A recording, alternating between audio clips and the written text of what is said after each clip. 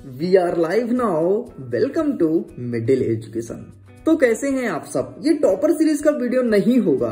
आपको पता है ना कि 8 तारीख से आप लोग के स्कूल में प्री बोर्ड एग्जाम स्टार्ट है एंड प्री बोर्ड का पेपर तो मैं बहुत पहले अपलोड कर दिया था। इवन बहुत सारे बच्चों ने उसे डाउनलोड भी किया है और अपने स्तर पर तैयारी स्टार्ट भी कर दिए हैं। लेकिन फिर भी कहीं ना कहीं मेरे प्यारे स्टूडेंट्स का बार बार यही मैसेज था कि मिडिल एजुकेशन कक्षा 9वीं की गणित का फुल सोल्यूशन प्रोवाइड करा दो ना। एंड फाइनली बहुत सारे यूट्यूब चैनल में आपको फुल सोल्यूशन का वीडियो मिल जाएगा, लेकिन 100% जेन्युइन और सही उत्तर आपको कहां मिलेगा, आपके मन में कहीं ना कहीं प्रश्न रहता है।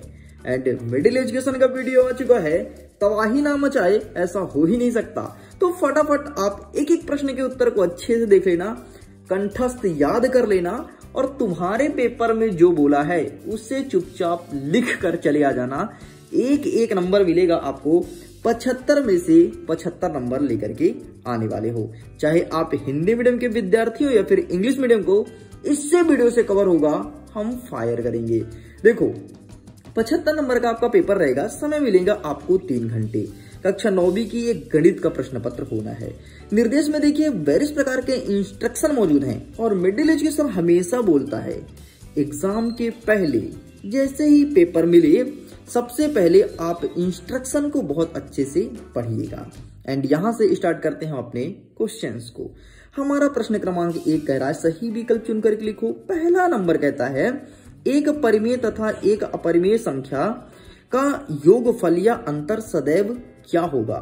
तो सदैव वो एक अपरिमेय संख्या ही होता है, मतलब परिमेय और अपरिमेय संख्या को जोड़ो या तो घटाओ, हमेशा आपको एक अपरिमेय संख्या ही प्राप्त होगा। तो इस प्रकार से इसका सही आंसर ऑप्शन नंबर बी पे टिक करना है। नेक्स्ट कहता है 3 धन √3, 3 माइनस √3 का मान क्या होगा। हम इसका वैल्यू फाइंड करना है और जब हमने इसे कैलकुलेट किया तो इसका सही आंसर ऑप्शन नंबर सी अर्थात 3 निकल के आया। तो आपको 3 ही लिखना है। टेंशन मत लो बेटा, आपको एक एक चीज का पीडीएफ मिलेगा। मैं आपको पीडीएफ दिखा देता हूं। देखिए इस प्रकार से आपको पूरा का पूरा पीडीएफ मिलेगा। लिंक डिस्क्रिप्शन बॉक्स में आप पीडीएफ को डाउनलोड कर सकते हैं, लेकिन उसके पहले एक एक प्रश्न को यहां पर बहुत अच्छे से समझ लीजिएगा। आगे बढ़ते हैं। तीसरा नंबर, निम्नलिखित में बहुपद नहीं है। हमें पहचानना है कि बहुपद कौन सा नहीं है। अच्छा, बहुपद का मतलब होता क्या है, जिसमें एक से ज्यादा पद हो उसे बहुपद कहते हैं। तो 5 तो एक अचर है, ठीक, तो ये तो आपका बहुपद नहीं है, ये फिक्स हो चुका है। नेक्स्ट देख लेते हैं। यहाँ पे लिखा है कि 22 धन 2/22, ये भी आपका बहुपद हो सकता है। 0 जो है ये आपका एक अचर पद है, तो बहुपद में इसे काउंट कर भी सकते नहीं भी कर सकते हैं।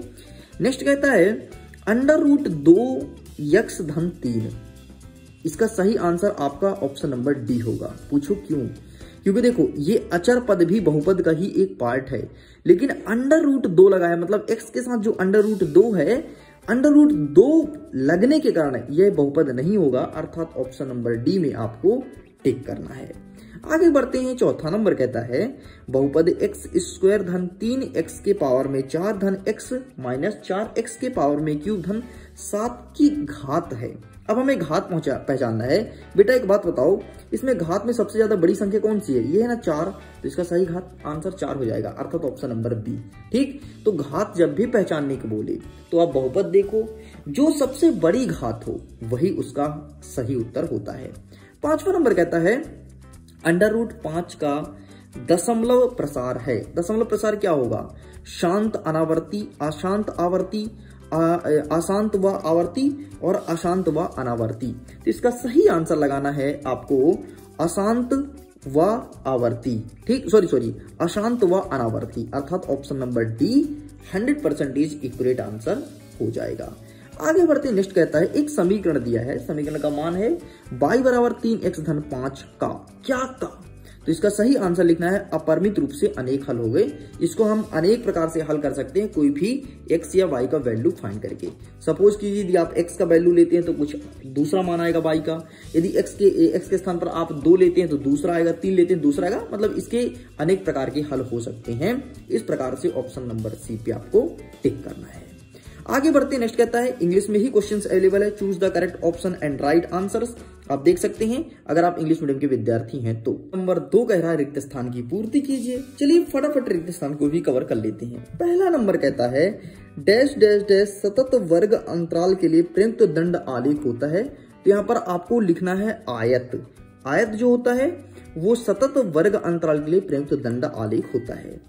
सेकंड नंबर कह रहा है x बराबर a का आलेख डैश डैश डैश अक्ष के समांतर एक सरल रेखा होता है।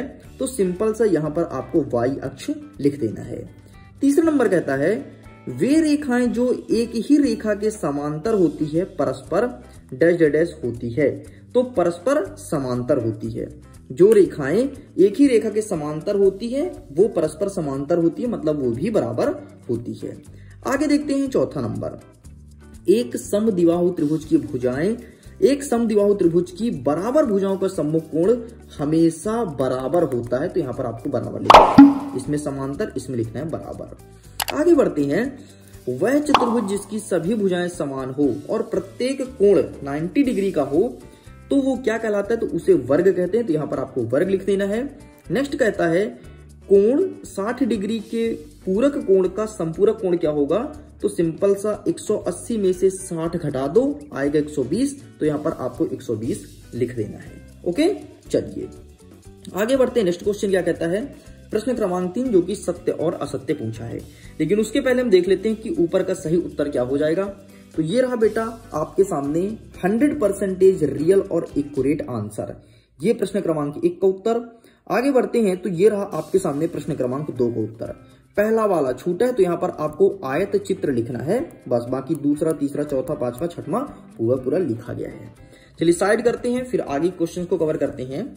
हमारा पहला नंबर कहता है यदि y का मान 0 दिया है तो x अक्ष का समीकरण क्या होगा? x अक्ष का समीकरण है तो बिल्कुल सत्य हो जाएगा। यदि दो त्रिभुज की संगत कोण बराबर हो तो त्रिभुज सर्वांगसम होंगे, बिल्कुल सत्य हो जाएगा। किसी त्रिभुज की अधिकतम 2 कोण अधिक कोण हो सकते हैं, बिल्कुल असत्य हो जाएगा, गलत है, ऐसा नहीं हो सकता। अधिकतम एक ही कोण हो सकते हैं, 2 नहीं हो सकते।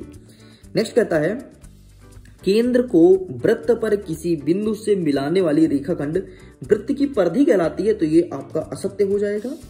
बारंबारता बहुभुज समान प्रकृति के 2 अलग अलग आंकड़ों की तुलना में अधिक उपयोगी आलेख होता है, ये आपका सत्य हो जाएगा। ऋजु रेखीय कोण का मान 180 डिग्री होता है, बिल्कुल सत्य है। तो इस प्रकार से आपका पहला, दूसरा सत्य, तीसरा और चौथा असत्य, बाकी पांचवा, छठवां सत्य। ठीक, तो ये भी कंप्लीट होता है, इंग्लिश में अवेलेबल है, स्क्रीनशॉट ले लो। आइए फटाफट अब हम सही जोड़ी मिलाते हैं। सही जोड़ी में पहला नंबर कहता है आयत है एक, तो आयत है एक चतुर्भुज, तो इसका मिलाना है ई के साथ। ठीक, नेक्स्ट बाई अक्ष पर स्थित बिंदु, तो इसका सही आंसर क्या हो जाएगा? बाई अक्ष पर तो ये हो जाएगा 0 या 4 लिख दो, कोई दिक्कत नहीं, और 0, 3 दोनों में से कोई एक लिख सकते हो। ठीक है, लेकिन अभी रुको जरा, आगे बढ़ती हैं क्योंकि दोनों सही उत्तर है इसका। बाई अक्ष पर स्थित बिंदु दोनों है, सी वाला भी, एफ वाला भी, लेकिन कौन सा होगा अभी हम थम के देखेंगे, इसलिए अभी छोड़ते हैं सेकंड नंबर। नेक्स्ट देखते हैं ऊपरी सीमा प्लस निम्न सीमा बटे 2, मतलब ऊपरी सीमा से निम्न सीमा को जोड़ देंगे, बटे 2 कर देंगे तो क्या आएगा? तो ये आएगा वर्ग चिन्ह कहलाता है। तो इसका इससे मैच कर देंगे। ठोस आकृति का एग्जाम्पल क्या होगा? तो ठोस का एग्जाम्पल बेलन है। बेलन तुम सब देखे होगे, रोड रोलर देखे होगे, ये सब ठोस का ही एक एग्जाम्पल है। नेक्स्ट ए भुजाओं वाले समबाहु त्रिभुज का क्षेत्रफल क्या होगा? तो ये लिखा है भाई साहब, इसका सूत्र होता है √3/4 a का स्क्वायर। आगे बढ़ते हैं। एक समीकरण दिया है, इसको हल करना है। अब देखो, जब समीकरण को हल कर लेंगे तो हमें पता चल जाएगा कि इसका सही उत्तर 0,4 वाला होगा, 0,3 वाला होगा। तो जब मैंने समीकरण को हल किया तो इसका सही उत्तर आया 0,4 वाला। इस प्रकार से इसका सही उत्तर हो जाएगा आपका 0,3, मतलब एफ वाले के साथ मैच करना है। इस प्रकार से ये भी कंप्लीट होता है। चलिए बेटा आगे बढ़ते। नेक्स्ट अब कह रहा है एक वाक्य में उत्तर दीजिए, लेकिन उसके पहले हम इसके आंसर्स को दिखा देते हैं ताकि तुमको भी लगे कि हाँ यार आंसर तो हम देख पा रहे हैं। अच्छा सुनो, अगर फुल सोल्यूशन का पीडीएफ डाउनलोड करना है ना तो जाकर के डाउनलोड कीजिए, लिंक डिस्क्रिप्शन बॉक्स में दिया गया है। बाकी इस वीडियो में हम प्रश्न नंबर 1 से लेकर के 23 तक संपूर्ण पेपर को कवर करेंगे। देखिए हमारा पहला नंबर कहता है रैखिक बहुपद की घात लिखिए।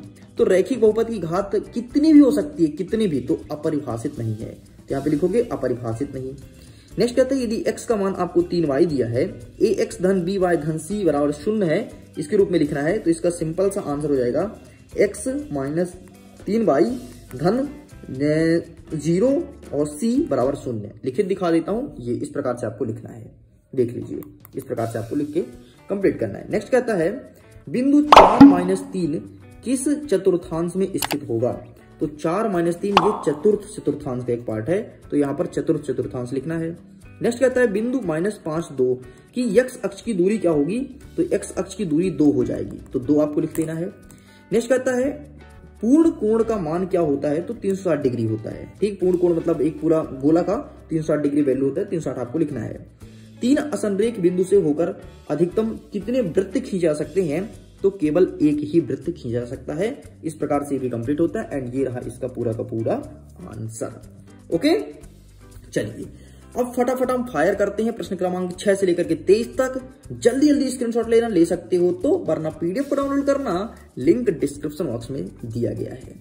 देखो 6वां नंबर कहता है 1/5 और 1 के बीच 4 अपरिमेय संख्या बताना है। तो ये वाला हम नहीं बताएंगे, हम कवर करेंगे नीचे वाला। 1/√2 में हर का परमेयीकरण कीजिए। तो ये रहा बेटा आपके सामने हर का परमेयीकरण, देख लो इस प्रकार से लिखना है। पूरा ऐसे ही लिखना जैसे मैं तुमको लिखने का तरीका दिखा रहा हूं। ठीक, आगे देखते हैं प्रश्न क्रमांक 7 कह रहा है कि 7 के पावर में 1/2 है और इंटू 8 के पावर में 1/2 है। तो ऐसे क्वेश्चंस को सॉल्व करने के लिए जब आधार अलग अलग हो और घाते समान हो तो आधार का हो जाता है गुणा, और जो ये 2 अलग अलग घात है तो इनको एक घात में कर देते हैं। देखो कैसे, ये देखो यहाँ पे लिखा है 7 और 8 अलग अलग है तो 7 × 8 कर देंगे, और ये दोनों का जो अलग अलग पावर है लग जाएगा 7वें पावर। तो 8 × 7 = 56, तो 56 आ गया। 56/1/2 ये आपका सही उत्तर हो गया। साइड करते हैं, आगे बढ़ते हैं। नेक्स्ट कहता है गुणनखंड कीजिए। गुणनखंड में कहता है x क्यूब, हाँ ठीक है, x³ - 2x² - x³ को हमें सॉल्व करना है। ठीक, तो ये रहा बेटा, इसको ऐसे सॉल्व करेंगे। बहुपद में x के स्थान पर आप 1 रखेंगे, तो जहां जहां x है वहां वहां आप 1 रख दीजिए। तो हमने यहां पर 1, यहां पर 1, यहां पर 1 रखा, सॉल्व किया तो आया 0।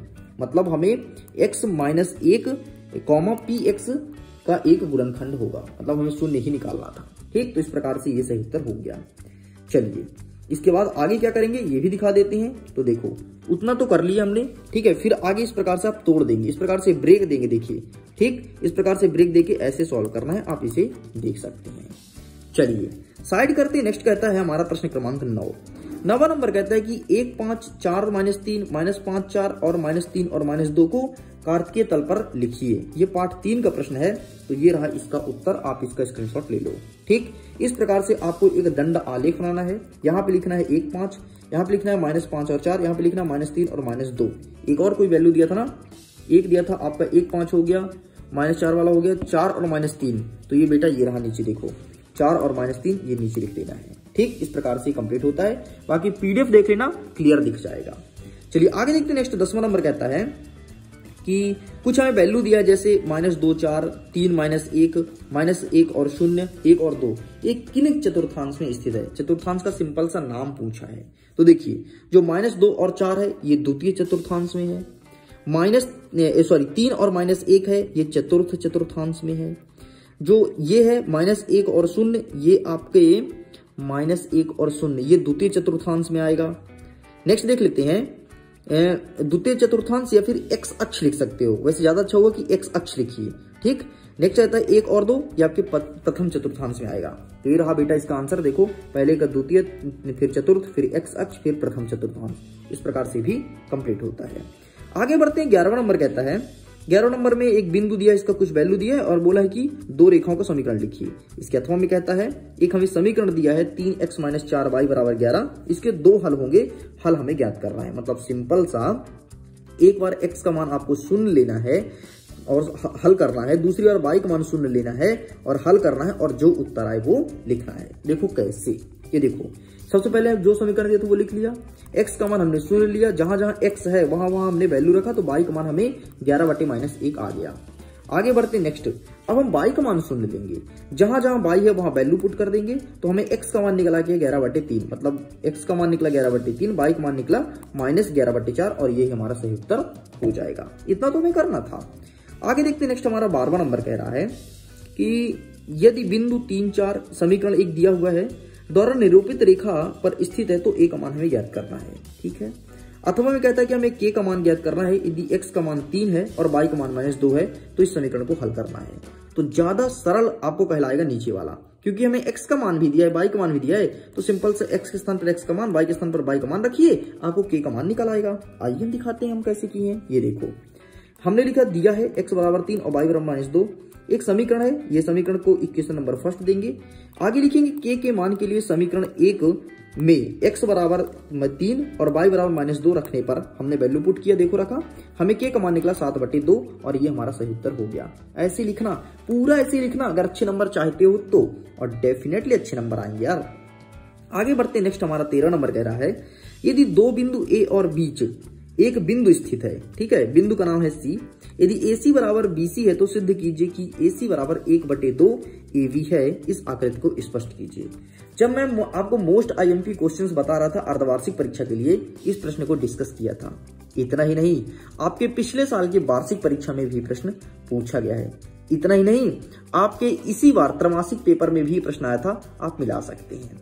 चलिए आगे देख लेते हैं। नेक्स्ट इसका सही उत्तर क्या हो जाएगा बेटा, तो ये रहा आपके सामने इसका 100% सही उत्तर। तो प्लीज आप इसका फोटो क्लिक कर लीजिए। चलिए ये रहा, आपको यहां तक लिखना है, ठीक। चलिए आगे बढ़ते, नेक्स्ट हमारा कह रहा है 14 नंबर। 14 नंबर कहता है कि हमें एक आकृति दी गई है, AB बराबर है CD के, तो कोण APQ का मान 50 डिग्री है, कोण PRD का मान 127 डिग्री है, तो x और y का मान हमें ज्ञात करना है, ठीक। तो इसके अर्थों में क्या दिया है, ऋज रेखीय कोण को परिभाषित की, ज्यादा सरल है, ऋज रेखीय कोण जिसे आप रैखिक कोण भी कहते हो, तो इसी को हम लिखेंगे जिसका मान 180 डिग्री होता है। देखो क्या लिखोगे, जिस कोण का मान 180 डिग्री होता है उसे ऋज रेखीय कोण कहते हैं, खत्म। अब बताओ, इतना सरल था, ऊपर वाला करते तो हो सकता है फंस जाते, लेकिन नीचे वाला ज्यादा सरल था। आगे देखते हैं 15 नंबर कहता है कि ABC में कोण A का समद्विभाजक AD भुजा BC पर लंब है, तो दर्शाइए कि AB बराबर है AC के, और वार्षिक परीक्षा में प्रश्न आएगा, इसलिए अच्छे से कर लेना, ठीक। हम आगे देखते हैं। अथवा क्या कहता है, ABC एक समद्विबाहु त्रिभुज है, ठीक है, हमें AB बराबर AC बताना है, जबकि AP परपेंडिकुलर है BC पर, तो खींचिए कोण B बराबर कोण C। तो हम ऊपर वाला आंसर दिखाएंगे, तो ऊपर वाला देख लीजिए, ये रहा आपके सामने पूरा लिखा गया है, लेकिन ध्यान रखना वार्षिक परीक्षा के लिए बहुत महत्वपूर्ण है, इसीलिए आपको अच्छे से प्रिपेयर भी करना है। बाकी मैं मोस्ट IMP क्वेश्चन में टिक भी कराया था अर्धवार्षिक के टाइम पे, मुझे अच्छे से आता है। आगे देखते हैं 16 नंबर क्या कह रहा है, ABCD एक समांतर चतुर्भुज इस प्रकार है कि कोण ACB का मान 40 डिग्री है, कोण ADB का मान हमें ज्ञात करना है। इसके अथवा में कहता है कि समांतर चतुर्भुज को परिभाषित कीजिए। हम नीचे वाला उत्तर देखेंगे जो ज्यादा सरल है। देखो, समांतर चतुर्भुज वह चतुर्भुज है जिसमें प्रत्येक कोण 90 डिग्री का होता है, उसे समांतर चतुर्भुज कहते हैं। इस प्रकार से आपको चित्र बनाना है, और यहाँ पर 90 डिग्री लिख देना, इसमें नहीं लिखा है, ये काम आप कर लेना, ठीक है। आगे बढ़ते, नेक्स्ट कहता है अथवा 17 नंबर, चंद्रमा का व्यास पृथ्वी के व्यास के लगभग 1/4 है, मतलब पृथ्वी जितनी बड़ी है चंद्रमा उसकी आधी है, मतलब चौथाई भाग है, 25% है। तो चंद्रमा का आयतन पृथ्वी के आयतन से कौन सी भिन्न है, ये चीज पूछा गया है। अथवा कहता है कि 14 सेंटीमीटर व्यास वाले गोला का पृष्ठीय क्षेत्रफल हमें बताना है। तो बहुत ही सरल है, सिंपल से इसमें पृष्ठीय क्षेत्रफल का सूत्र लगाना है, जो कि होता है 4πr²। ये लगाएंगे तो हमारा आंसर आ जाएगा। आइए देखते हैं कैसे करेंगे। देखो, सबसे पहले गोले का व्यास दिया ना, तो व्यास से हम त्रिज्या निकालेंगे। तो व्यास की आधी होती है त्रिज्या, तो हम निकालेंगे गोले का त्रिज्या व्यास बटे 2, काट पीट दिए भाई, 14 है तो 14 में 2 को हट दिए तो आया 7, मतलब गोले का त्रिज्या आ गया 7। अब गोले के पृष्ठीय क्षेत्रफल का सूत्र होता है 4πr²। 4 के स्थान पर 4 लिख देंगे, पाई का मान 22/7 होता है, 22/7 लिख दिए, r का मान हमने निकाल लिया, मतलब त्रिज्या 7 आ गया, तो 7 का स्क्वायर कर दिए, खत्म। इसको हम सॉल्व करेंगे, सॉल्व करने पर आएगा हमारा 616 सेंटीमीटर स्क्वायर। यही हमारा 100% एक्यूरेट आंसर हो जाएगा। मजा तो आ रहा है ना, देखो समझ में भी आ रहा होगा। ऐसा नहीं है कि हम आपको उत्तर दिखा रहे हैं, हम आपको समझा भी रहे हैं। वीडियो भले लंबा हो जाए लेकिन आपको समझ में आना चाहिए, ये मेरा टारगेट है। नेक्स्ट कहता है 18 नंबर, निम्न आकृति में एक समांतर चतुर्भुज ABCD का विकर्ण AC कोण A को समद्विभाजित करता है, तो दर्शाइए ABCD एक समांतर चतुर्भुज है। ये प्रश्न पूछा गया है।